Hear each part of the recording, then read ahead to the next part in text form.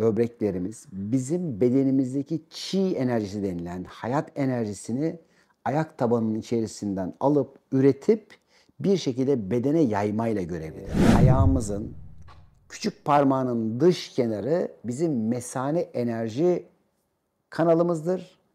Onun içindeki o küçük böyle parmağın içinden başlayıp da yukarı doğru çıkan ise böbrek enerji kanalımızdır.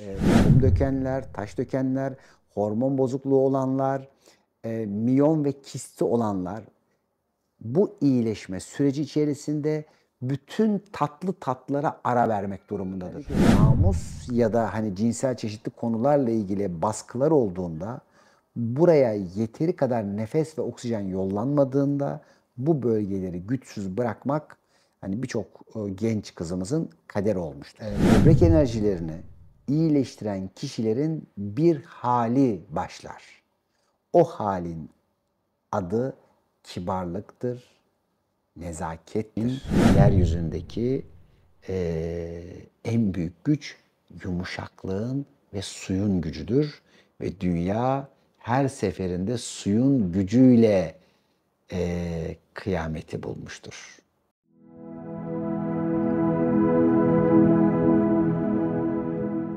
Dostlar,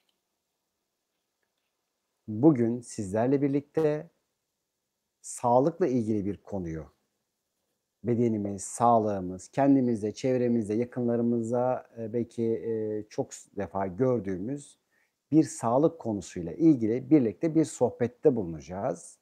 Ve hayatlarında buna benzer konu ve iyileştirilme alanları olan varsa büyük ihtimalle faydalanacaklardır. Kimler faydalanacak dersek, göz altı morlukları olanlar, mesela ayak küçük parmağında mantar olanlar, böbrek ağrı rahatsızlıkları yaşayanlar, hissedenler, böbrek kumu taşı düşürenler, rahim kist ve işte miyom rahatsızlığı yaşayanlar ya da yaşamış olanlar, emm, çenelerinde yatay çizgi olanlar, yüzlerinde siyahlaşma olanlar, çokça vücutta siyah noktaları çıkanlar. Bunların her bir tanesinde, bedenlerinde su sistemleriyle ilgili bir rahatsızlık olabilir ve şimdi biz de bunlarla ilgili, açılımlar yapacağız.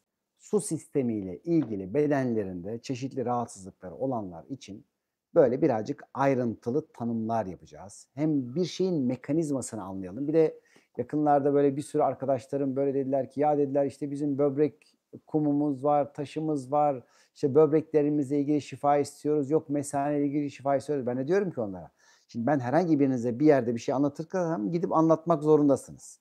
Yani sorumluluğu alıyorsanız vereyim. Yoksa diyorum bunlar şimdi belki binlerce kişiye, dosta şifa olacak konu ve noktalar. Onun için burada hep birlikte bunu açalım ve güzel bir şekilde fark edişlere buradan birlikte yola çıkalım. Şimdi sevgili dostlar, şimdi dedik ya göz altındaki morlukla işte diyelim ki böbrek rahatsızlığının ne alakası var? Buradaki şişmelerle ne alakası var? Ki hatta daha orada işte idrar tutamamadan tutun da çok sık idrara gitmekten tutun da yani birçok cinsel rahatsızlık ve bütün o hormonal sistemlerin her bir tanesi birinci derecede dediğimiz gibi biraz klima fazla soğutmuş. Evet. Bir hapşurma ihtiyacım olmuş. Tam da bu zaten konu. Çünkü aynı zamanda böbrek soğuk enerji frekansıdır. Dikkat ederseniz bedeninizin içinde en soğuk organlar elinizi vurduğunuzda tam belinizin yan bölgesidir. Orası serinden soğuğa yakın bir haldedir. Çünkü böbrek enerjisi soğuktur. Yani Osmanlı, bütün Uzak Doğu tesadüfen o bölgelere kuşak sarmıyordu kadınla erkekli. Bu işin ayrı bir tarafı. Şimdi burada sevgili dostlar, diyelim ki herhangi biriniz böbrek kumu ya da taşları oluşturuyor bedeniniz ve sık sık işte bunlarla ilgili ilaçlar kullanmaya ya da böbrek taşlarını düşürmeye çalışıyorsunuz. Şimdi burada tabii ki İşte, doğal olarak orada iltihap oluşabiliyor, iltihap kurutucuya ihtiyaç oluyor, ağrı kesicilere ihtiyaç oluyor. Bunların her bir tanesi çeşitli kimyasallarla, bir rahatsızlığın iyileştirilebilmesi. Şimdi böbrek rahatsızlıkları nasıl iyileşir? Böbrek dediğimiz zaman su sisteminin içerisinde neler var? Su sistemi içerisinde mesane bölgesi, prostat, cinsel enerjiler ve bütün hormon sistemlerimiz var. Öyleyse su ile ilgili yaşayacağımız rahatsızlıklar bedenimize de bir sürü etkiler meydana getirebiliyor. Özellikle yüzlerdeki kararmalar, göz altlarındaki morluklar, çenelerdeki yatay çizgiler ve özellikle de yan bölgelerde kaburga altlarında çeşitli ağrılar olarak, sızılar olarak. Ve bunlar bozulduğunda da ilk önce kemik erimesi, eklem rahatsızlıkları, çünkü bunların hepsi su sisteminin içerisinde, ve bir sürü daha hormonal rahatsızlıklar meydana geliyor. Depresyonlar, sinirlilik, öfkelilik, bunların her bir tanesi su sisteminin rahatsızlandığında, dengesini bozduğunda, suyun kirlendiğindeki bedenin etkileri. Peki ne oluyor da bu etkileri, bu rahatsızlıkları meydana getiriyor? Neden dolayı işte bedeninize taş, kum, miyom, işte diyelim ki siz şu anda bunların hepsi farklı farklı belki yorumluyorsunuz. İşte kistler vesaireler ya da papilomalar, bedendeki bağışıklık düşüklükleri, bunların birçoğunda işte su sistemindeki bir aksama. Yani belki hani bazen bir sürü arabayı sökersiniz ama meğerse sadece bir yerdeki bir fiş eksiktir. Arabanın yağı bitmiştir. Sadece arabanın suyu bitmiştir. Ama sen bütün motoru aşağı indirirsin ki fişe takmamışız olur onun adı. İşte aslında su sistemiyle ilgili birçok rahatsızlık da çok basit konulara, çok böyle kavradığımızda kolay bir şekilde çözebileceğimiz, iyileştirebileceğimiz bir alan olduğunu bugün göreceğiz ve bu konuyla ilgili iyileşme talep eden dostlarımız, arkadaşlarımıza kendilerini iyileştirmiş olacaklar. Şimdi öyleyse su sistemimiz nedir? Su sistemimiz nelerden oluşur ve bize neler anlatır? Şimdi sevgili dostlar, su sistemi bizim bir taraftan ikinci enerji merkezimiz, yani yaratıcılık, üretkenlik ya da yaratıcılığı, üretkenliği durdurduğumuz alanlardır. Her birinizin hayat içerisinde mutlaka diyelim ki ürettiği bir şey var. Ama aynı zamanda bu dişisel bir enerjidir. Erkekte de kadında da, çünkü çocuk doğurmak gibi hiç yoktan bir fikri, bir düşünceyi, bir şiiri, bir ilhamı aktarmak gibi. Bunların hepsi dişisel bir enerjidir. Buradaki dişisel kadınla karıştırarak değil sadece. Diğer taraftan biz eğer işte bu dişisel enerji, yani yumuşak ve uyumlu taraf ile doğru bir senkronize olabiliyorsak, beden katılık ve sertlik üreteceğine, ki bunu ürettiğinde o bir üst enerji merkezi olan üçüncü çakramıza, güç merkezimize, hormonal olarak plexus solaris'e bu sefer dengesiz enerjiler yolladığı için bu sefer safra kesesi başta olmak üzere karaciğer ve sinir sistemine zarar verir. Su sisteminin yeteri kadar beslememesi, doğa unsuru içerisinde de sular ağaç elementine, ağaca fayda verip onu büyütemez. Şimdi böbrek enerjisi, böbreklerimiz bizim bedenimizdeki çi enerjisi denilen hayat enerjisini ayak tabanının içerisinden alıp üretip bir şekilde bedene yaymayla görevlidir. Bu da holistik tıp açısından, yani özellikle Uygur tıbbı açısından çok önemlidir ki öyleyse bedenimizin bütün manyetik alan ve akımlarını su sisteminin doğru çalışması sağlar. Şimdi ne oluyor da bir kişi böbrek taşı yapıyor? Ne oluyor da böbrekleriyle ilgili çok büyük hasarlar alıyor? Burada öncelikle temel bir duygu vardır. Bu duygunun adı korkudur. Hatırlarsanız korku karanlıktır demiştik. Onun için karartır. Yani bir insanın yüzüne baktığınızda Eğer siyahlamışsa korku vardır. Korku varsa böbrekleriyle ilgili rahatsızlıklar ve o bölgede tedirginlikler vardır ki korku da aynı zamanda ne yapar? Endişeyi doğurur. İşte bu korkunun endişeyi doğurduğu aşamalarda artık hormonlar bozulur ve kişilerde başta panik atak olmak üzere depresif bazı haller, durumlar görülür. Öyleyse suyun kirlendiğinde, azaldığında ya da taşkınlıklar meydana getirdiğinde duygu olarak da bir sürü rahatsızlıklar kişide meydana gelebiliyor. Peki şimdi ne oluyor da dedik bu su durgunlaşıyor, yavaşlıyor ya da bir şekilde aşırı şekilde taşkınlık meydana getiriyor.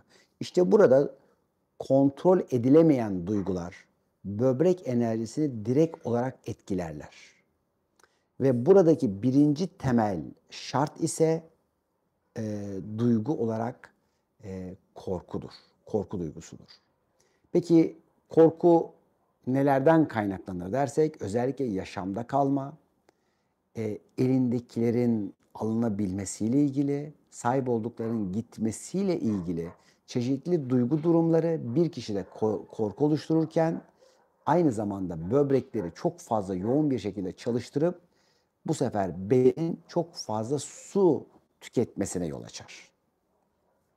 Şimdi böbrek enerjimiz tabii günde çok fazla miktar tahminlerimizin çok daha ötesinde suyu süzer. Hani her ne kadar bunun belli bir yasal ölçüleri var gibi görünse de birçok kişi çeşitli özellikle şehir hayatlarında idrar tutmalarından dolayı defaatle özellikle hatta yatarken sabaha kadar defaatle eğer idrara çıkmadıklarında süzme işlemleri devam edeceği için böbrekleri de birkaç misli yorma eylemi yaparlar. Şimdi dedik ki birinci madde bu konu korku ve korkunun kızı olan endişeyle alakalıdır. Duygusunu koyduk. Peki bu neyi oluşturur? Bu sefer bu katılık ve öfkeyi oluşturur. Yani bunların şimdi bedeni bütünsel olarak aldığımızda çok enteresan bir yerdedir bunlar. Bizim ayağımızın küçük parmağının dış kenarı bizim mesane enerji kanalımızdır. Onun içindeki o küçük böyle parmağın içinden başlayıp da yukarı doğru çıkan ise böbrek enerji kanalımızdır. Ve buralarda mantarlaşma oluyorsa, buralarda yarılmalar vesaireler oluyorsa yine böbreklerinizle ilgili bir konu vardır. Bakın yani su sistemiyle ilgili bir konu vardır.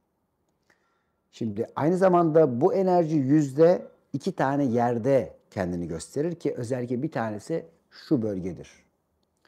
Çok küçük çenesi olan kişiler mesane enerjilerini güçlendirmek ve özellikle bazı nefes çalışmalarını yeteri kadar yaparak buralarda çeşitli güçlenmeler ve enerji arttırımlarına sebep olabilirler. Bu bölgede özellikle çok fazla sivilcelenme varsa kendi cinsine karşı öfke ve kızgınlıklar artık doğmaya başlamıştır.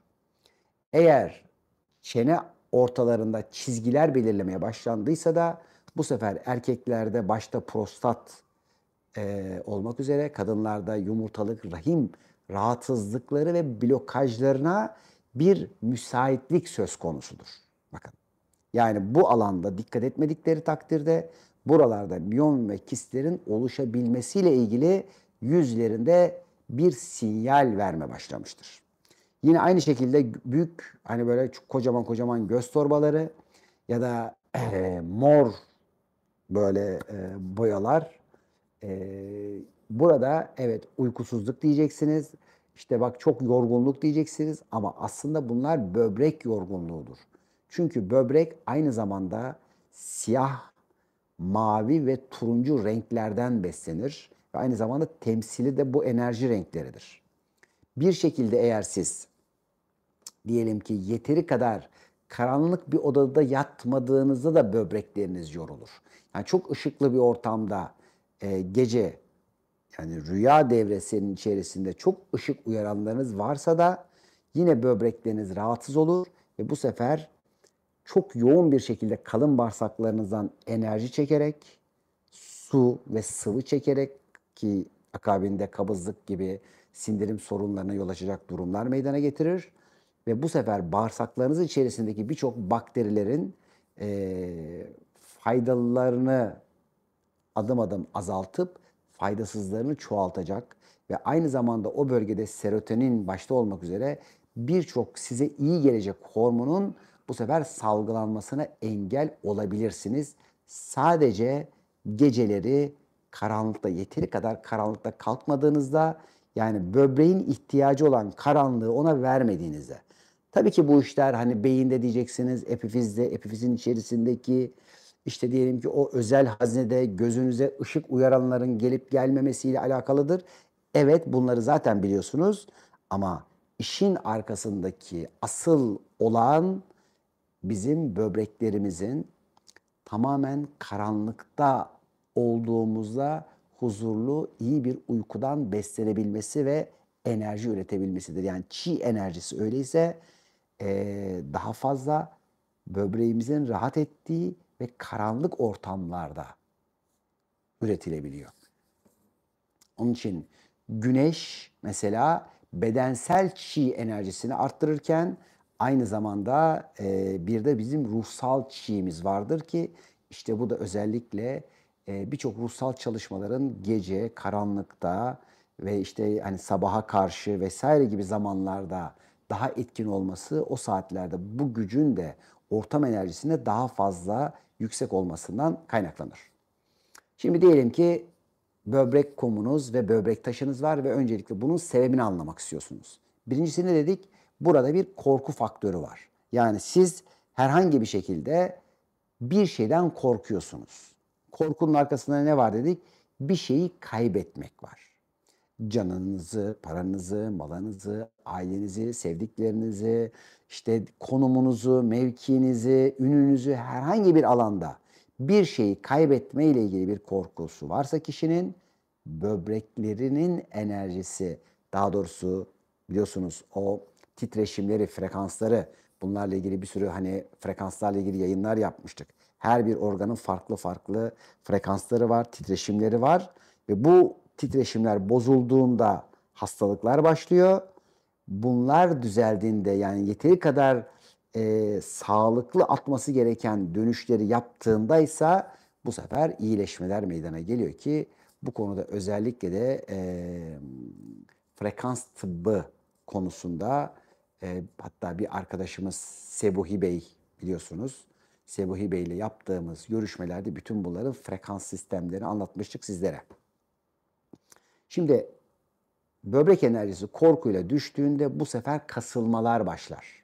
Ve kasılmalar başladığında bu sefer aldığı suyun içerisindeki diyelim ki enerjiyi alamadığı gibi suyu süzerken, vücut içindeki sıvıları süzerken çok fazla kasılmalardan dolayı gelen suların içerisindeki çeşitli minerallerden de, ki özellikle bu hani böyle kalsiyum oksalat olsun, işte hani böyle domatesin çekirdeğinden, yok çileğin küçük böyle çekirdeklerinden ya da birçok kumlardan, taşlardan bazı böyle taş sistemleri yapar. Ve bu taş sistemleri zaman içerisinde kumlar, zaman içinde daha büyük taşlara, çünkü birkaç tane daha tabii cinsi var, şundan oldu, bundan oldu ama bizim için oradaki bu işin duygusu çok önemli ki işte bu duygu sizin birçok konuyu öncelikle içeriye atmanız ve bir şekilde yaşadığınız bir öfkeyi o anda dışarıya atamadığınızda içeride sıkıştırmış olmanız. Yani şunu ayıp olur.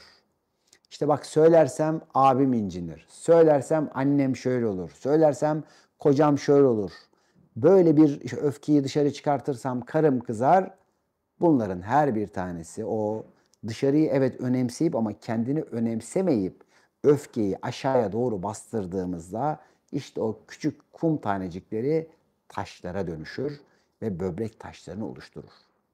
Şimdi tabii ki bizim özellikle detoks programlarımızda hani bir sürü dostlarımız hani bunlardan çok kolay bir şekilde özgürleşti, kurtuldu. Onlarla ilgili hani Senede bir kere, iki kere bazen yaptığımız çalışmalar var.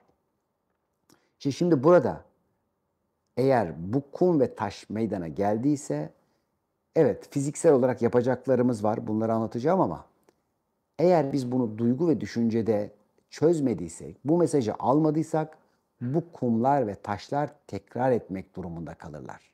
Yani sen git istersen kırdır, aldır, kestir, biçtir. O enerji orada bloke olduysa bu sefer o şeritin üzerindeki, yani diyelim ki bu sefer sağ böbrekte bir taş vardı. Bu sefer sağ işte diyelim ki L4'te bir tane fıtık meydana gelir, bir diz kayması meydana gelebilir. İşte ya da bel omurlarının içerisinde orada bir sıkışma yapıp sinir sıkışması, siyatik sıkışmaları, ağrıları meydana getirebilir. Neden? Çünkü oradaki o enerji sistemi bloke olmuştur. Sen orada sadece bir bypass yaparak ya ben burada bu taşı ne yapayım edeyim, önemli olan bundan kurtulayım da iş bitsin dediğinde öyle olmuyor iş. Sadece başka yerlere rahatsızlıklar aktarılır. Hatta bazen diyelim ki burada hallolur, dizde çıkar, dizde hallolur, boyunda çıkar. Özellikle mesela safra kesesiyle ilgili çok yoğun şikayetleri olan dostlarımız, ya derim bak bunları böyle halletmediğinizde dizine vurur. Gitti diyelim ki safra kesesini aldırdı kişi. Aa dizinde çıktı. Nereden bildin? Ya işte işin matematiği bu. Bak orada yaparsan boynuna vurur. Sırtların tutulur. Yani bunların her bir tanesinde çünkü beden bir bütün ve bu bütünün birbirine olan bağlarını ve bağlantılarını gördüğümüzde işte o holistik tıp dediğimiz mükemmel bir şekilde o geleneksel bilgilerin birbiriyle kombinasyonu başlar. Evet bugün gerçekten teknik olarak, teknoloji olarak modern tıp çok çok iyi yerlere geldi ve daha da ilerlere gidecektir. Buralardan da tabii ki doğru şekilde faydalanmak önemlidir. Ama diğer taraftan bir bakıyoruz ki dünyanın birçok ülkeleri en ileri yani dijital ve frekans tıp ile birlikte geleneksel ve bu bütünsel tıbbı kullanarak iyileşme yolları keşfettiler. Özellikle bu konuda Çin başta olmak üzere Rusya, Avrupa'nın birçok ülkeleri ve Amerika'da bir sürü cihazlar, sistemler en yüksek teknolojiyi şu anda frekans, biyorezonans sistemleri üzerinden bedene vererek iyileştirmeler yapıyor. Ne enteresan değil mi? Yani en ileri teknolojik sistem en geleneksel, tamamlayıcı ve bütünleyiciyi seçiyor. Fakat bazen de işte ya biz çok moderniz, çok ilericiyiz diyen bazı kişiler, sağlıkçılarımız ise e, o gelenekseli görmezden gelebiliyor. Oysa ki mesela başta teşhis yol ve yöntemleri olmak üzere yani bir kişinin bir sadece gözünden, dilinden, dişlerinin yapısından ki mesela aynı zamanda bizim böbrek ve su sistemimiz önde 4 tane ve 4 yukarıda 4 arka şeyde altta dişlerimizden de sorumludur. Mesela çok sık ön dişleri çürüyenleriniz varsa, işte burada diyelim ki çok yoğun bir şekilde rahatsızlıklar yaşayanlarınız var ise ve aynı zamanda burada eti çekilmeleri var ise bu arkadaşlarımızın yine böbrek, mesane ve hormonlarıyla ilgili bir enerji düşüklüğü vardır. Şimdi peki kişi şunu diyebilir. Ya tamam da ben çok şeker yedim çocukken, küçükken. Ondan dolayı dişlerim zarar gördü. İşte küçükken şöyle şöyle bilmem neler yaptım. Kendi kıymetini bilmedim. İşte alkol aldı, sigara aldı. Bunların her bir tanesinde de aynı zamanda bedene e, ve özellikle böbrek sistemine çok zaten yüklenme vardır. Şimdi böbreklerimizin, mesane ve hormonlarımızın bir tadı var. Her organ sistemimizin bir tadı var ve bu organ sistemimizin tadı tuz. Yani bu sistemi canlandırmak ve iyileştirmek için birinci kullanacağımız tat tuz. Şimdi mesela her birisi için hani ayrı ayrı demiştik. Mesela şimdi bundan sonra biliyorsunuz şey mesela şu anda sarı zamanı anlatacağım inşallah. Sarı, toprak ve güç zamanı diye anlatacağım. Mesela oradaki tat ise mide ve pankreasımızda tatlıydı. Ondan sonra ise kekremsi ve böyle birazcık keskin tatlar geliyor. Sonbaharda, beyazlarda da onları yine konuşuruz. Şimdi burada işte çok tatlı ve şekerli yediğinizde özellikle böbrek enerjisini bloke edersiniz. Öyleyse böbreğini iyileştirecek olan kişiler tamamen tatlıyı bırakmak durumunda. Kimler bunlar? Kum dökenler, taş dökenler, hormon bozukluğu olanlar, miyon ve kisti olanlar bu iyileşme süreci içerisinde bütün tatlı tatlara ara vermek durumundadır. Bu belki 1 ay sürer, belki 3 ay sürer. Neden? Çünkü dedik ya şeker ve şekerli tatlar tuzlunun rakibi. Şimdi diğer taraftan tuzluyu doğuran tat ise özellikle sarımsak, soğan, kekremsi bütün tatlar, lahana, karnabahar, zencefil, bütün bu tatları düşünün. Bütün bu tatlardaki olan şey böbreğe sağlık veren şeyler sevgili dostlar. Ki hani ben de 21 yaş civarındaydım böyle birdenbire işte böyle o zaman Uludağ'da hep beraber okulca kayağa gittik. Ben tabii orada böyle atletle, tişörtle kayıyorum falan hiç o bana bir şey olmaz dedim. 2 hafta bir kaydım geldim.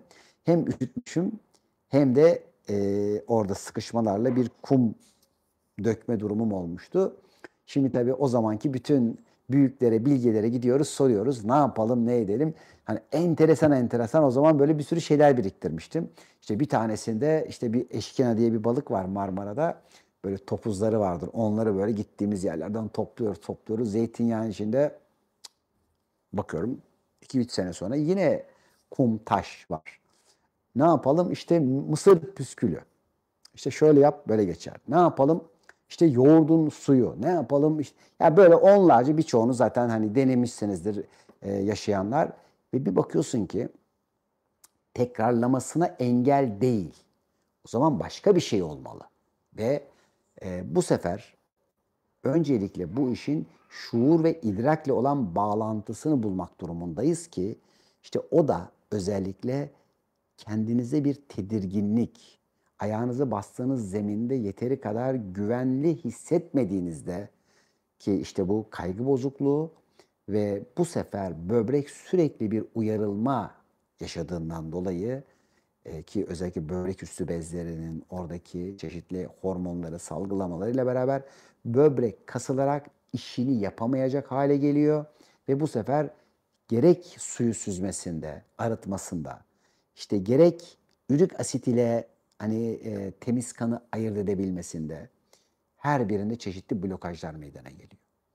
Şimdi burada peki dedim neden dolayı acaba bu ayrım yapmakta zorlanıyor? Neden dolayı mesela bazı kişilerin üresi yüksek, ürik asiti fazla? Bütün bu kişilerin şöyle bir durumda olduğunu gördüm. Eğer duygu ve düşüncede kişi net değilse, netleşemiyorsa bu sefer böbrekler de faydalı olanla yani kan olarak ayrılacak ve atılacak olan ürik asiti ayırmakta zorlanıyor.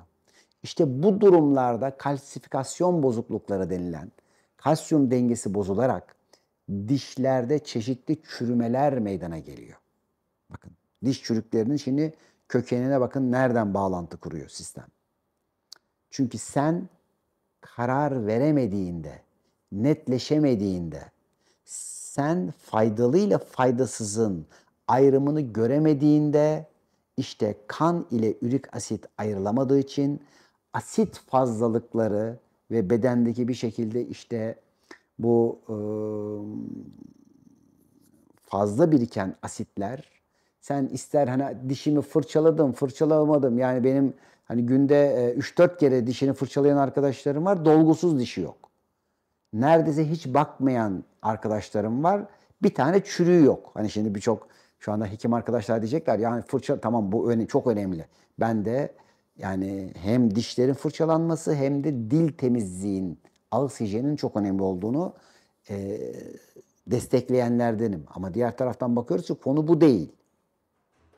Çünkü kişi içeride o ayrımı yapmadığında, netleşemediğinde herhangi bir konuda bir kararsızlık enerjisiyle işte diş çürüklerini başlatabiliyor.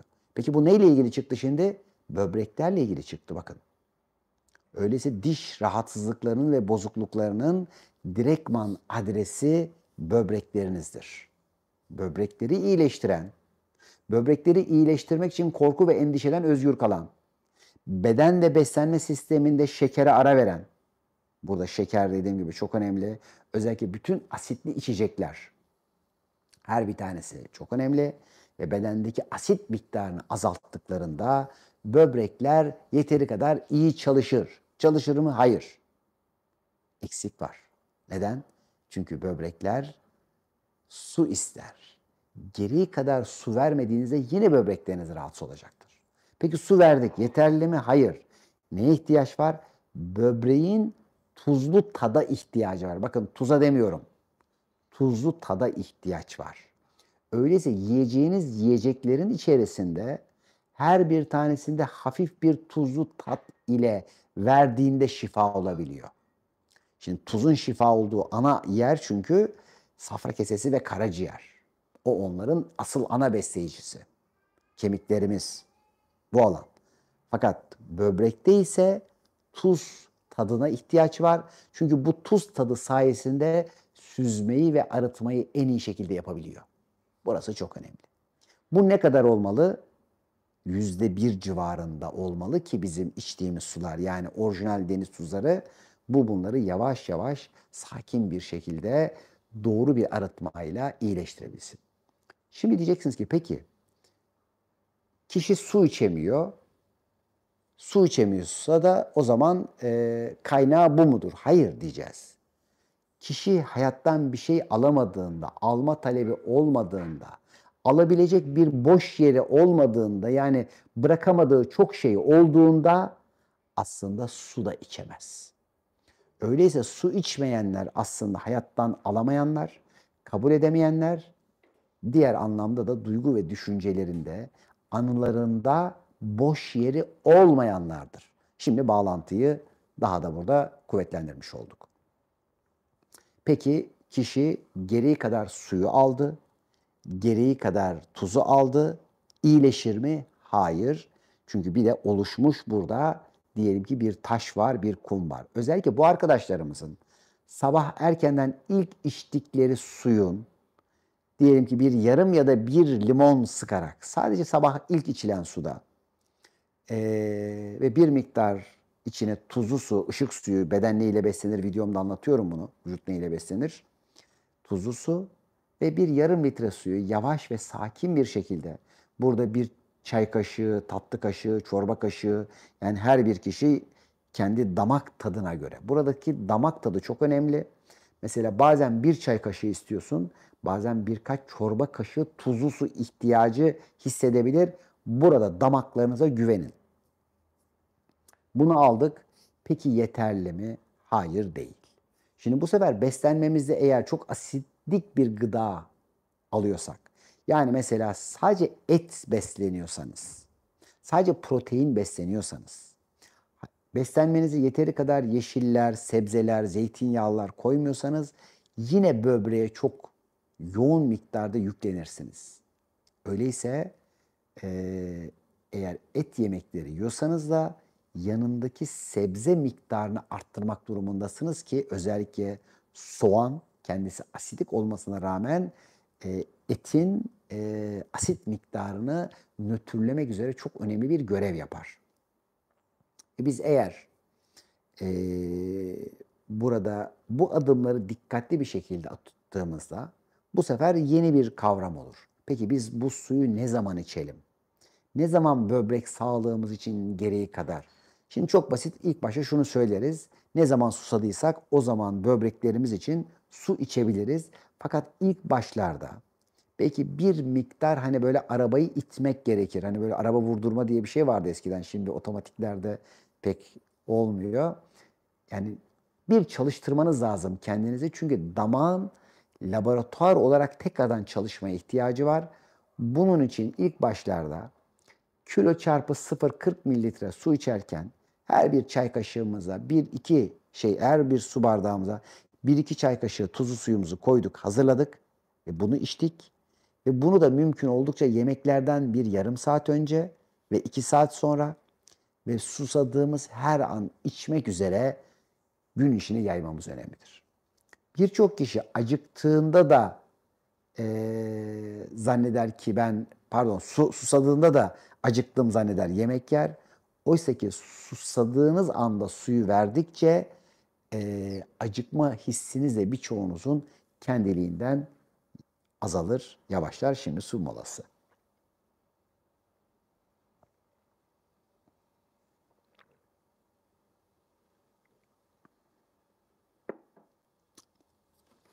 Şimdi sevgili dostlar, işte suyu doğru program ve planla içmeye başladığımızda böbrek yavaş yavaş enerjisini düzeltmeye başlar. Şimdi onun dışında tabii ki aynı şekilde bu sefer böbreklerinizin bir şeye daha ihtiyacı vardır. Bunun adı oksijen ve ışıktır. Yani evet karanlığı sever dedik ama aynı zamanda da bu enerji merkezinize oksijenin doğru nefes yol ve sistemleriyle gidebilmesi lazımdır. Bunun için özellikle böbreklerinizi imajinasyonunuza düşürerek gözleriniz ile onları böyle birlikte hayal ederek ve bir şekilde böbreklerinizden enerjiyi gözleriniz sanki aynı anda kulaklarınızla böbreklerinizi birleştirecek. Ve nefes aldığınızda nefesi direktman böbreklerinize doğru yollayacak ve sanki içinin tamamen temizlendiğini hayal ederek de bir nefes sistemi geliştirilebilir ki bununla ilgili bizim 5 elementin simyası diye bir çalışmamızda bunların tabii iyileştirme yol ve sistemleri biraz yoğun bir şekilde var. Şimdi burada bir kavramdan daha bahsettik. Yüzümüzdeki bir uzuv da böbreğimizle alakalıdır. İşte o uzuv bizim kulaklarımızdır. Öyleyse kulakları az işitenler yine böbrekleriyle ilgili bir rahatsızlık yaşamaktadırlar.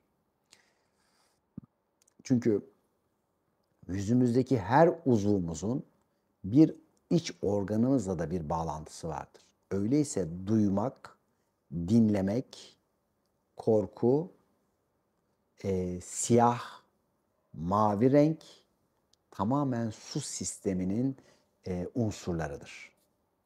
Ve böbreğin beden içerisinde bir dinlenme saati vardır.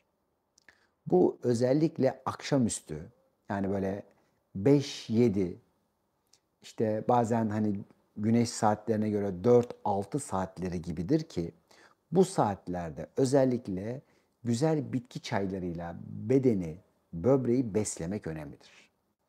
Fakat tatları neydi? Bir tuzlu olacak. İki buradaki olması gereken şey sıcak olacak. Çünkü neden? Böbreklerimiz soğuk.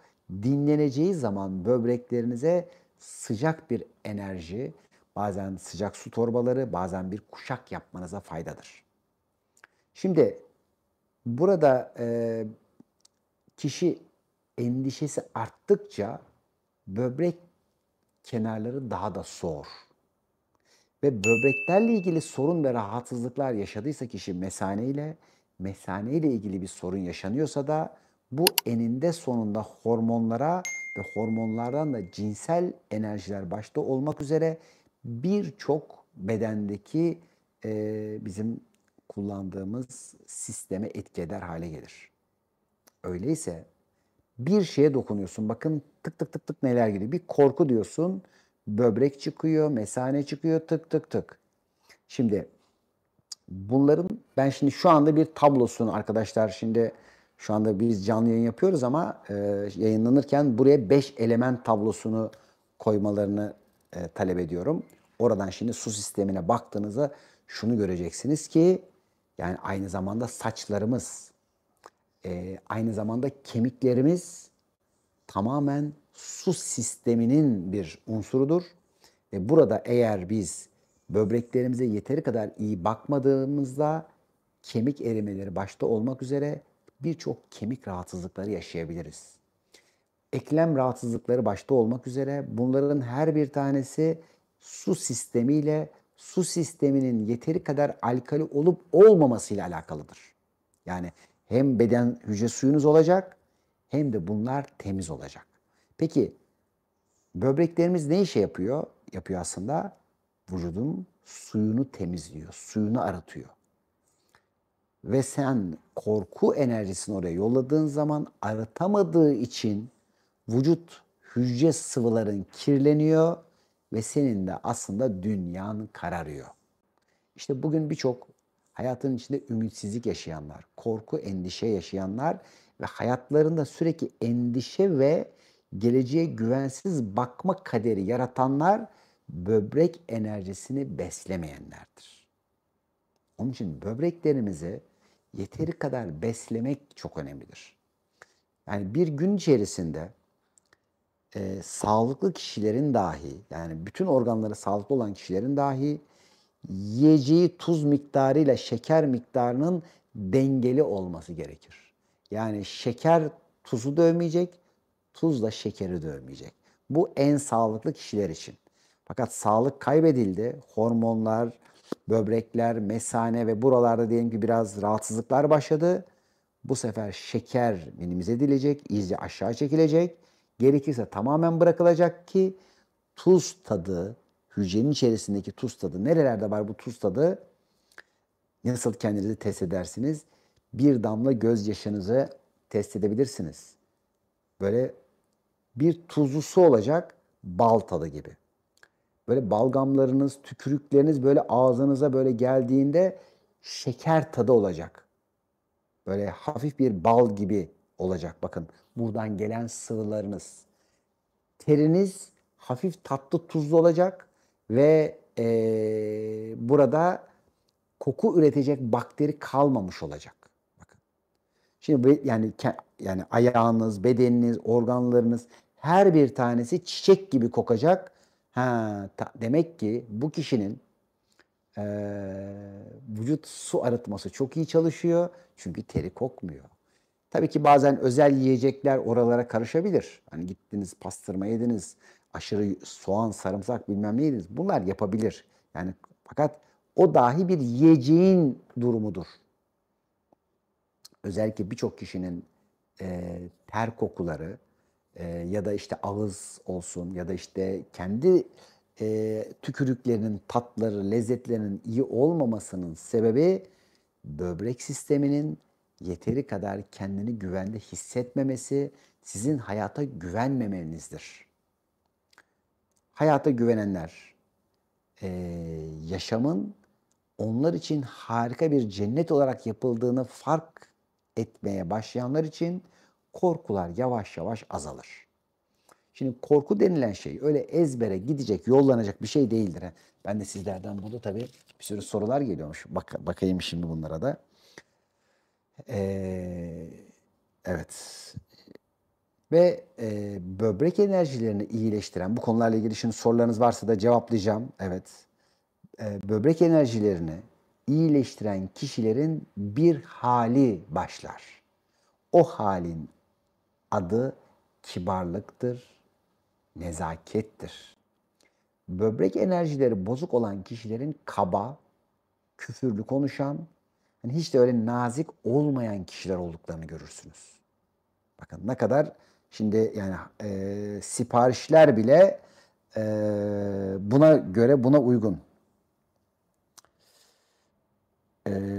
Şimdi kalıtsal iletişim kaybı. Şimdi kalıtsal böbrek rahatsızlığımız var diyeceksin. yaşadığımız geçmişte herhangi bir korkuyu, ailesel bir korkuyu üzerimizden atamadığımız için kulaklarımızla ilgili birbirimize genetik miras bıraktık diyeceksin. Bakın şimdi cümleyi değiştirdik. Öyleyse kulakla ilgili, işitmeyle ilgili sorunu olanlar bir böbreklerine bakacaklar. Kalıtsalsa aile içindeki böbreğin şeyi neydi? Korku, aşırı endişe.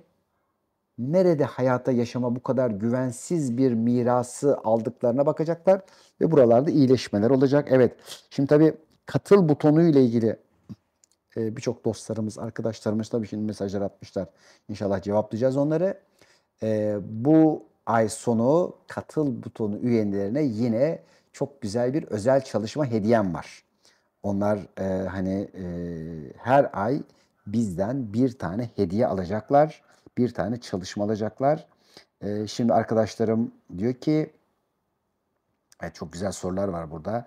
Erkeklerde prostat iltihabı ile ilgili ne diyorsunuz? Şimdi bakın erille karşı öfke, eril gücü kullanamamaya karşı öfke.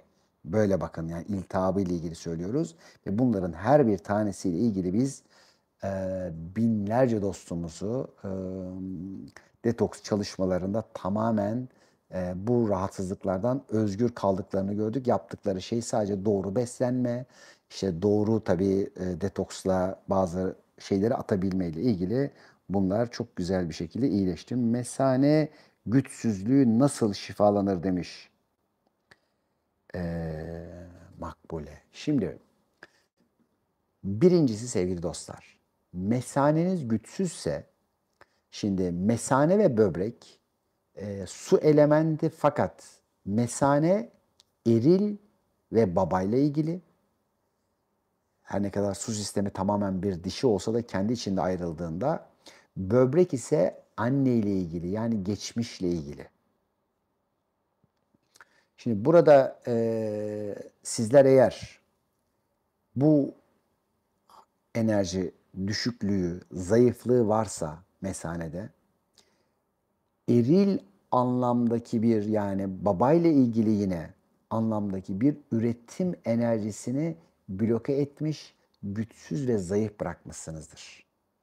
Mesela birçok kadında işte diyelim ki bir annenin ya da babanın özellikle bir baskısı, ki özellikle namus ya da hani cinsel çeşitli konularla ilgili baskılar olduğunda buraya yeteri kadar nefes ve oksijen yollanmadığında bu bölgeleri güçsüz bırakmak hani birçok genç kızımızın kaderi olmuştur. Ama bu bir ihtiyaçtır. Bu bir onlar için şu ana kadar bunu duyana kadar bir gereklilikti. Hiçbir şey yanlış ya da kötü ya da anneyi babayı suçlayacak düzeyde bir şey değildir. Bizim ihtiyacımızdan dolayı anne babalarımıza verdiğimiz görevden dolayıdır. Şimdi burada mesaneyi öylesi güçlendirebilmek için mesanenin ihtiyacı olan oksijeni, enerjiyi öncelikle vermek ve daha sonra buraya koyduğumuz engelleri, baskıları ve burayla ilgili çeşitli inanç kalıplarını bir daha gözden geçirerek yenilemek ve iyileştirmek üzere neler yapabiliriz diye bakmak durumundayız.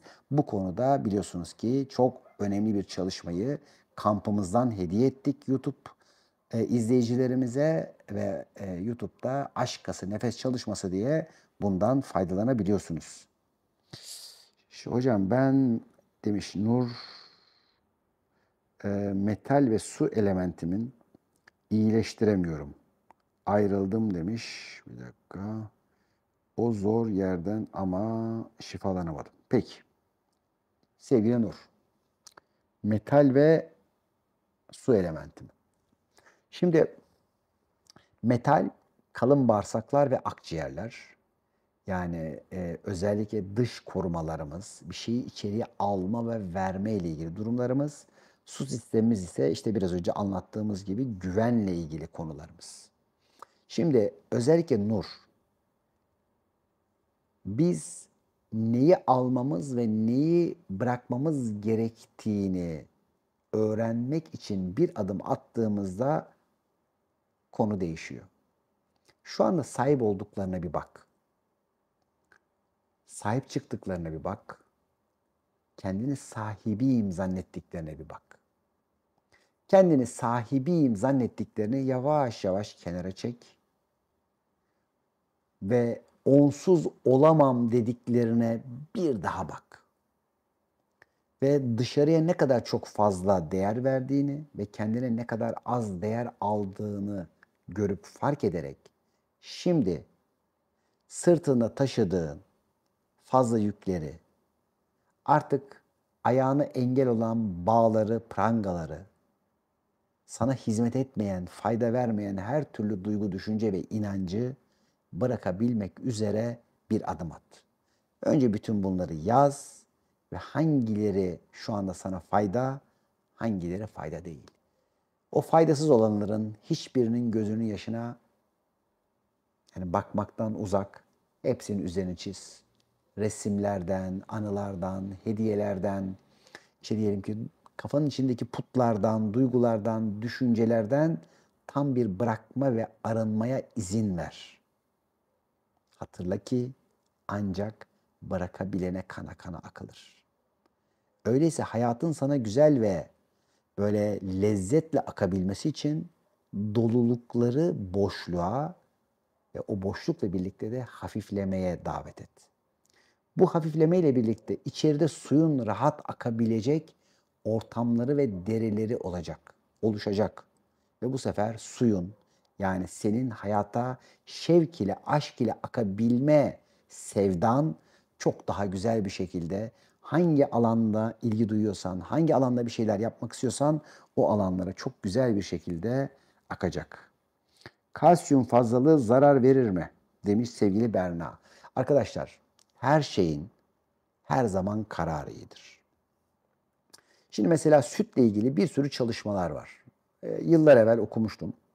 Ve normalde hani bakarsan hiç kimseye süt içilmemesi lazım. Sütlü ürünler yiyenler şöyle hasta böyle Allah Allah. Ya bakıyorum şimdi adam Himalayalarda hani sütle, yoğurtla, peynirle yaşıyor. Gidiyorum Hunzalar kuru kayısıyla, yoğurtla yaşıyor.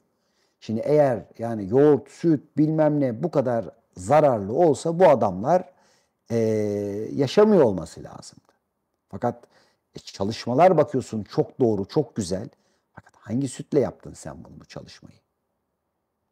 Ve bir bakıyorsun ki evet gerçekten işte o kutu sütler, yani çok yüksek basınç altında böyle işlenmiş sütler, bir sürü yanlış şekilde yapılmış peynirler, yağlar, işte yok şöyle pastörize sistemi var, işte UHT ile bilmem ne yapıyoruz. Yani bir inceliyorsun bakıyorsun ki o zaten hepsi hani sütlükten çıkmış. Şimdi zaten o kutu, pastörize bilmem ne bir ürünü kullandığında vücut burada yeteri kadar doğru bakteri bulamadığında bunu nasıl sindiremeyeceğini bilemediğinde de işte bu sefer vücuttan kalsiyum eksiltme yoluna gidiyor. Yani kalsiyum geliyor, kalsiyumu da alıyor gidiyor. Ve birçok kişinin bu sefer yanlış süt kullanımından dolayı ilk başta yeteri kadar tuzlu su kullanamadığından dolayı kemik erimeleri, kemik eksiklikleri başlamış. Adam kalsiyum alıyor ama kalsiyum gidiyor. Fakat yine diyorum hangi sütü kullanıyorsun? Özellikle hani güvendiğin, bildiğin yerden senin kaynatabileceğin bir süt al. İlk sen kaynat. Bakın. Ve o da hani zaten çok güveniyorsan çiğ dahi içebiliyor. Mesela biz şimdi Kars'taydık. Bize şimdi o çiğ kaymaklar, çiğ sütler. Şimdi bunları getiriyorlar, içiyoruz. Ama şimdi onu İstanbul'da cesaret edemiyorsun. Yani bu diyorsun bak içinde şu var, bu var, bilmem ne var. Şimdi biz çocukluğumuzda her birimiz çiğ keçi sütü, koyun sütü içerdik. Birçoğunuzun annesi, babası bunları yapmıştır. Belli bir zaman sonra aman dedik yani bak çiftliklerde şöyle oluyor, şu hastalık var, bilmem ne var. Hiçbirimiz çiğ sütü bırakın, e, çiğ alıp pişirmekten bile neredeyse araya bir sürü duvarlar örüldü. Oysa ki Bunların her bir tanesinin arkasında, bu araştırmaların, yayınların arkasında doğru soruları sorduğunda çok enteresan şeyler çıkıyor. Yani mesela bir dönem geliyor, işte aman sakın yumurta yemeyin, şöyle olur, böyle olur. Ardından bir şey oluyor. Pardon, yumurta daha çok yemeliymişiz. Ya bunların bir de şu var. Hangi yumurtayı denedin? Bugün özellikle çiftlik yumurtaları sevgili dostlar. Gittiğiniz birçok yerde maalesef bunlar var. Fakat ne kadar az kullanabiliyorsan o kadar iyi.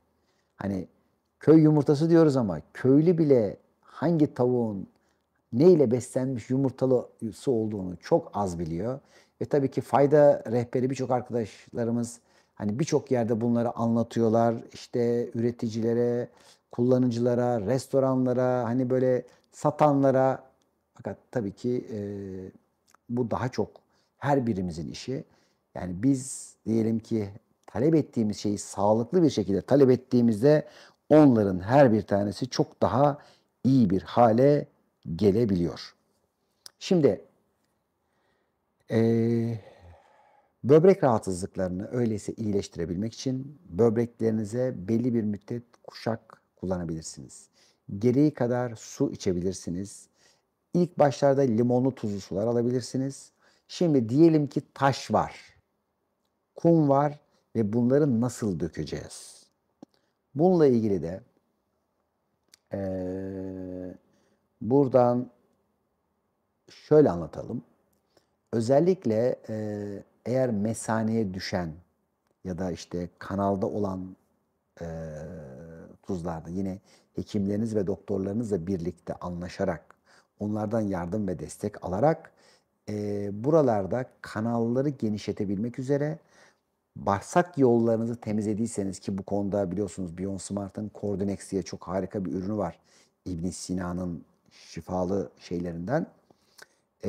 Önce bağırsakları temizleyip ardından da yeteri kadar limonlu tuzlu su ve işte hani bizim o detokslarda kullandığımız karbonatlı tuzlu sularla magnezyum sülfatı doğru şekilde kullanarak kanal genişletici olarak temizlemek mümkündür. Ama dediğim gibi bunu doğru bir şekilde algılayacak, anlayacak hekimlerle birlikte ki şu anda onlarca hekimimiz bizlerden hani bu konularla beraber çalışanlar aynı zamanda işte eee, kendilerine detoks yapıp konunun ne kadar basit bir şekilde iyileşebileceğinin formüllerini görebilenler buralarda çok güzel sağlık alabilirler. Kendimizi veremediğimiz değerleri başkasına veriyoruz. Yani kendimize veremediğimiz değerleri başkasına veriyoruz. Şimdi siz değerli olmadığınızda zaten karşınızdaki sizi değerli göremez.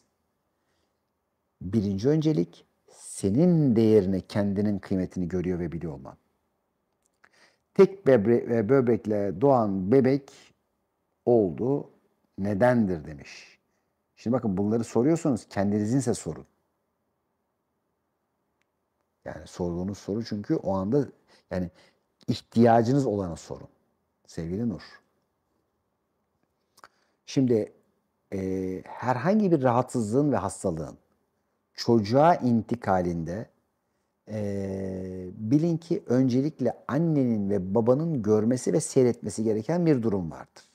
Şimdi tek böbrekli geldiyse şimdi hayata güven konusunda eğer sağ ise ruhsal olarak, eğer sol ise madde ve dünyasal ve annesinden dolayı yeteri kadar güvenmiyordur ve bu kadersel aktarım mirasıyla gelmiştir.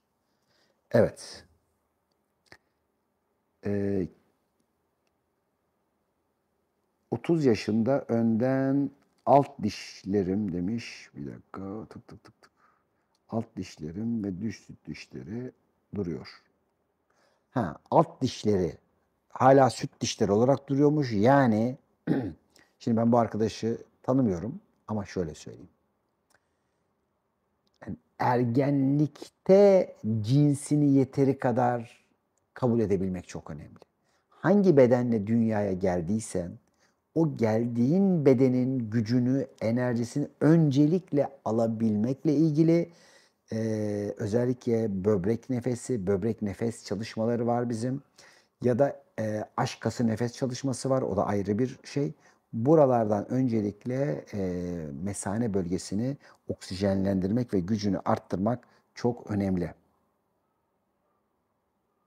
Evet, hep Nur'un sorusunu cevapladım gibi oldu ama en altta o denk geldi yani. Evet, şimdi kendimize ve evet LGBT ile ilgili bir çalışma yapacağım. Bir aktarımım olacak. Ama bunu böyle bir soru cevaplı ve şeyli yapmak istedim. Yani tek başına değil de birileri de bana bu konuda hani böyle soru sorarak, açarak yapmayla ilgili. Şimdi uykuda kramplar. Şimdi tabii kramplar da aslında bir tuzla ilgili. Özellikle magnezyum tuzuyla biliyorsunuz magnezyum, potasyum, lityum, ondan sonra sodyum bunların hepsi tuz ama aynı zamanda da bir sürü içinde ince biliyorsunuz ve izelementler var. Şimdi yeteri kadar tuz almamanın da sebebinde yine alamamak, bir şeyi tutamamak var.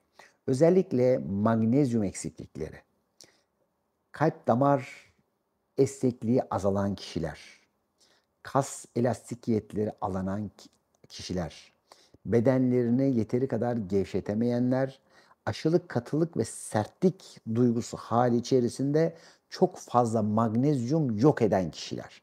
Yani bir minerali almanız yetmiyor. Herhangi bir duygu ve düşünce, her bir duygunun kullandığı bir mineral ve element var. Orayı tamamen azaltıp e, yok edebiliyor. Gözlerinin altı kahverengi. Evet işte kahverengi, mor, siyah gibi renkler varsa buralarda korku var, böbrek ve hormon rahatsızlıkları var. Onun için hayata, yaşama güvenme ile ilgili çalışmalar ve antrenmanlar yapmak durumundayız. Çenede sakal dökülmesi sağ tarafta. Şimdi burası bakın şurası bizim mesanemiz. Şuradan itibaren de safra kesemiz. Şimdi bu bölgede sakal eksikliği varsa yine böbrek çok endişe ürettiğinden dolayı oradaki sakal köklerine zarar veriyordur. E, ve hormonal içeride de bir düzenlemeye ihtiyaç vardır. Ne demiş? Hastalığı nasıl? Şimdi vitiligo bugün konumuz değil ama erken menopoz bu konularla alakalı.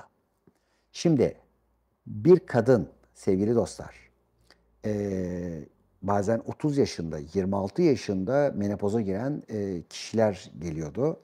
Ve bir bakıyorduk ki işte beslenme yanlış, su yanlış, bedene bakış yani birçok konuda aslında dişiye, cinselliğine, kendi cinsine mesafe koymuş kişi ve çok erken yaşta menopoza girmiş. Şimdi bu kişilerin birinci öncelikle duygu ve düşüncelerinde bir dönüşme ihtiyaç var. Yani geldikleri cins ile barışabilmeleri, geldikleri cinsin enerjileriyle barışabilmeleri. Bu konuda özellikle aydınlık ile karanlığın dansını yapıyoruz ki herhalde Kasım ayında bu konuda bir kampımız olacak. Ve orada bütün bu özellikle işte dişil enerjilerimiz. Neler mesela bunlar? Akciğer, böbrekler, dalağımız, karaciğerimiz, bakın dişi organlarımız. İşte bu organlarımızla eril organlarımızın dansı sağlığımızı, duygudaki bunların karşılıkları bizim mutluluğumuzu, bunların düşünce ve ruhtaki hali ise huzur ile bir bizi ermişliğe götüren durum. Göz altı kırışıklıkları da böbreklerle mi alakalı? Evet, burada çok yoğun kırışmalar varsa bakın bunlar da böbreklerle alakalı. Çünkü şu bölge böbrek mesane ve özellikle korkarak içeriye çekilip kararan gözler frekansı çok düşer bu arkadaşlarımızın. Bu sefer sürekli endişe, olumsuz duygu düşünceler ve fikirler üretirler. Onun için tez olarak oradaki bu olumsuz geri duygu ve düşüncelerden kurtulmaları önerilir. Şimdi reçeteler vereceğim sizlere. Böbrekteki küçülmeler yine kendini kasarak korkuya teslim olmayla ilgili. Evet, büyük torbalar olması yine böbreklerle ilgili. Bakın, evet. Teşekkürler. Bakalım. Evet, görünce torbalar olması da bununla alakalı. Ne zamandır tuzlu su içmeye kalksam aşırı şişkinlik. Ha. Şimdi mesela tuzlu su içti kişi, şişkinlik yaptı, ödem yaptı vesaire diyebiliyor. Tamam da şimdi yollar hemen bir günde mi aşılacak? Yani 10 sene, 20 sene, 30 sene hiç su içmemişsin, vücuda doğru tuzu almamışsın. Öncelikle tabii bunlar merhale merhale iyileşecek. Bir miktar sabrederek bunları kullanmakta fayda var. Özellikle hani o vücut neyle beslenir videomda hani o tuzlu suyu kullandık bir şekilde bunu aşabilirsiniz. Bir de tabii ki özellikle uyku sorun ve problemleri meydana getiriyor. Böbrek rahatsızlıkları, uyku sorunu yaşayanlar. Burada yeteri kadar güzel, kaliteli bir uyku yaşayamayanlar böbrek zaman ritimleri bozularak bu sefer huzursuz ve dengesiz olabiliyorlar. Bu konuda özellikle Bionix özellikle Sprit diye bir sistem üretildi. Mesela orada Bionix bir biyorezonans sistemi olarak size diyelim ki duygunuzu ayrı iyileştirmek, bir güvenle ilgili bir şey yapabilmek, bir body programıyla ya da uykunuzu beta'dan alfaya, alfadan yavaş yavaş işte teta'ya, delta'ya alabilme ile ilgili rahatlatıcılıklar yaparak böbrek frekanslarını, böbrek üstü bezi ve böbrek frekanslarını iyileştirerek bunları yine iyileştirebiliyorsunuz. Çok hafif klasik müzikler, çok dinlendirici yavaş müzikler ve özellikle bir su hışırtısının yanında, yani güzel böyle bir akan bir derenin yanında uykular, bir şelalenin yanında negatif iyon sistemin içerisindeki dinlenmeler, meditasyonlar özellikle su sistemi rahatsız olan kişilerde çok büyük şifalar meydana getirirler. Şimdi bunların hepsini gelin bir derleyelim, toplayalım. Başka böyle enteresan bir soru var mı diye bakıyorum. Çok şükür. Ayak altı, tabii bir de şu var. Ayak altlarında dedik ya, özellikle böbrek sistemimizin bir unsuru da yumurtalıklarla bağlantılı. Onun için topuklarınızın tam ortasında ağrılar varsa, topuklarınızın en kenarında sert çatlaklar oluşuyorsa, buradaki kuruma ve çatlaklar, nasırlarınız yine böbrekleriniz, su sisteminiz, hormonlarınız ve cins enerjilerinizle alakalı oradaki katılıklar, sertlikler ve akamayan enerjiyle alakalıdır. Bakın. Şimdi gelin bunları hani böyle bir toptan iyileştirme yapalım. Öncelikle sevgili dostlar, şimdi tabii birçok anlattığımız, aktardığımız hani videolar var. Bunların birçoğuna gidip oralardan da gerekli konuları almanıza fayda vardır. Şimdi öncelikle burada bir korku var dedik. Ama o korkuya neden ihtiyaç var? O korkuya olan ihtiyacını görüp faydayı alıp korkuyu bırakabilirsin. Bu birinci duygu tedavisi. Gereği kadar su içmek ve doğru vakitlerde kaliteli, temiz, mümkünse iyonize sular içmek, canlı sular içmek. Bu konuda yine YouTube'da anlatıyoruz. Nasıl su hazırlayacaksınız kendinize. Suyu, tuzu nasıl seçeceksiniz. Mümkün oldukça aşırı asidik gıdalardan kaçınmak, gereği kadar damağınızın ihtiyacı kadar bir besini bedeninize vermek. Yani her türlü aşırılıktan sakınarak. Uyku dengelerinize dikkat etmek ve mümkün oldukça karanlık bir yerde uyumak. Uyuduğunuz yer içerisinde havanın iyi olması, serin olması, sessiz olmasına özen göstermek. Çünkü böbrek rahatsızlığı birincisi sizin tedirgin edici enerjilerinizle dürtüklenir, harekete geçer. Ve burada ise böbreği iyileştirecek olan şey sakinliktir, dinginliktir, eminliktir, güvendir bakın. Bunları koymadığımızda ne kadar biz şimdi diyelim ki hadi hep beraber sabahları limonlu tuzlu su içelim, yavaş yavaş bunu eritelim desek de o bir dahaki sene tekrar olacaktır. Onun için asıl iş duygu ve düşüncede bunları iyileştirebilmektir.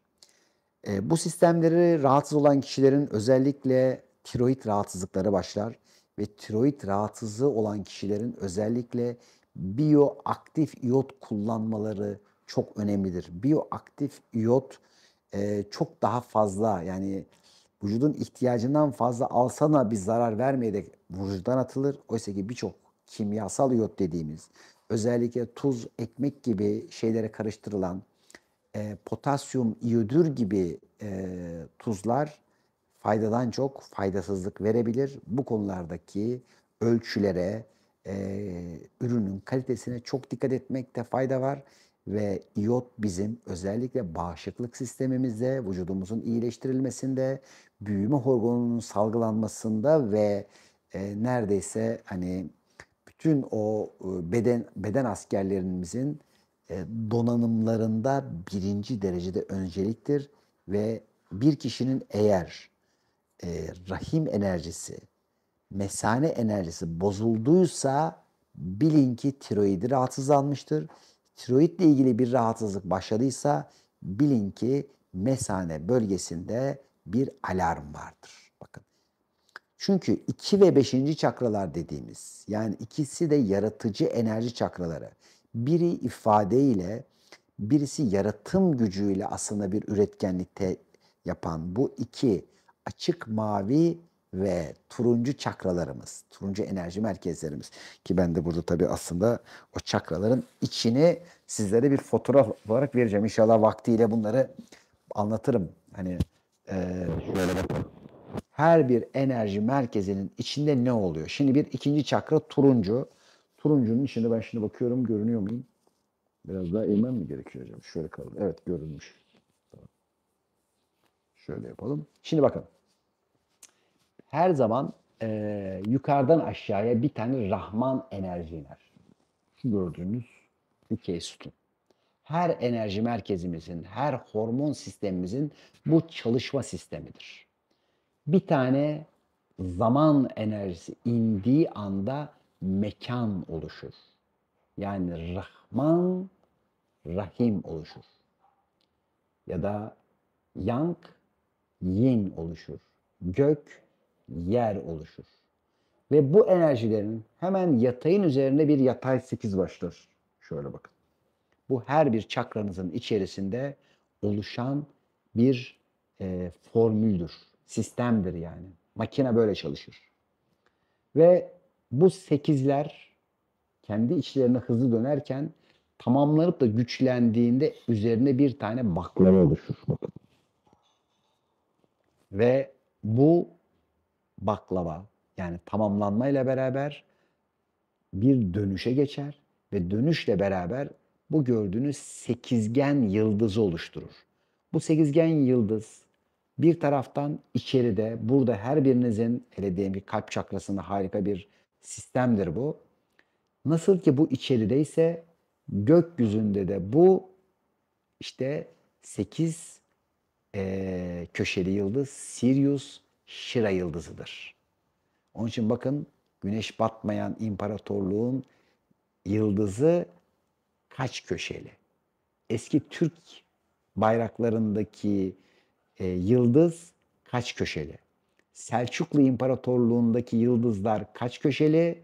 Kabe'nin içerisindeki o bütün taş işçiliklerindeki yıldızlar kaç köşeli? İşte 8 köşe budur. Yani bizim her bir enerji merkezimizdeki oluşan enerji bütünlüğüdür bu. Ama buradakiyle o Sirius'un hani biliyorsunuz yıldız sayılarıyla anlatmıştım. Sirius'un gizemleriyle ilgili videom var. Orada o 8'i, 12'yi vesaire bütün mekanizmaları göreceksiniz. Şimdi bu tamamlandığı anda aşağıdan aldığı enerjiyi yukarıya verir. Ama nasıl veriyor? Şimdi buradan geldi enerji. Herhalde görülüyor değil mi? Evet. Aşağıdan geldi enerji. Bu sekizlerle yukarıya çıkar, yatayı alır, hop en sonda bir üste verir. İşte aşağıdan yukarıya doğru diyelim ki köklenmeden su merkezine gelen enerji doğru bir üretim ve yaratımla yukarıya verdiğinde bu sefer çok önemli bir şey olur. Siz güçlenirsiniz. Onun için yeryüzündeki en büyük güç yumuşaklığın ve suyun gücüdür. Ve dünya her seferinde suyun gücüyle kıyameti bulmuştur. Bakın yani evet yanardağlar şunlar bunlar bir şeyler oluyor ama asıl işi götüren tufan. Yani o kıtaların batmaları Mu kıtasında, Atlantis'te ya da işte birçok şeylerde dikkat edin. Suyun gücü en büyük güçtür. Yani yaratım ve üretimin gücü işte sizin kalbinizi de, ifadenizi de, duygu ve düşüncelerinizi de besleyen ve hareketlendiren bir şeydir. Onun için bedenimizin çok büyük bir kısmı sudur ve bu suyu korkudan ve endişeden arındırmadığınızda hayatınızın içinde nereye bakarsanız bakın sevgiyle, sevinçle, cesaretle bakamaz. Sürekli böyle bir eziklik, değersizlik yaşar ve tabii ki bu da sizi mutsuz ve tatsız eder. Bununla ilgili aşk ası nefes çalışması, böbrek, ses ve hareket çalışmamız var. 5 elementle ilgili doğru beslenme, mümkün oldukça alkali bir sistem içerisinde beslenme, saat 5 ile 7 arasında özellikle böbrekleri koruyacak çaylar, iltihap giderici çaylar. Bunların başında altın otu var. İşte diyelim ki ada çayı var. Sadece erkeklerin çok fazla içmesi doğru olmayan, az miktarda yeteri kadar içmesi yeterli. Çünkü östrojen miktarı biraz arttırabilir. Bunun dışında özellikle iltihap giderici çeşitli çaylar var. Kekik çayları yine bunların içerisinde. Hani birçoğunuz hani kamplarımızda falan hani bunu onlarcasını biliyorsunuz. Çok daha yoğun bir şey isteyenlere tabii ki pelin otu ve payaşan çayı var. Eğer buralarda bir de ekstradan bakteri ve parazit üremeleri ya da mesanede mantar üremeleri çok yoğun ya da cinsel enerji bölgelerinin oluştuysa bunların temizlenmesinde yardımcı olacaktır. Şimdi bugün böyle genel bir anlatım, aktarım yaptık. Şimdi tabii bu tişörtlerimizden de arkadaşlar sormuşlar. Herhalde Ünal Güner herhalde .com'da böyle fayda rehberliği olarak dostlarımıza, arkadaşımıza satışa açtık ve bunların da %20'si tabii ki İbn Sina Akademi Şifa Vakfı'na aktarılmak üzere böyle bir sistem yaptık.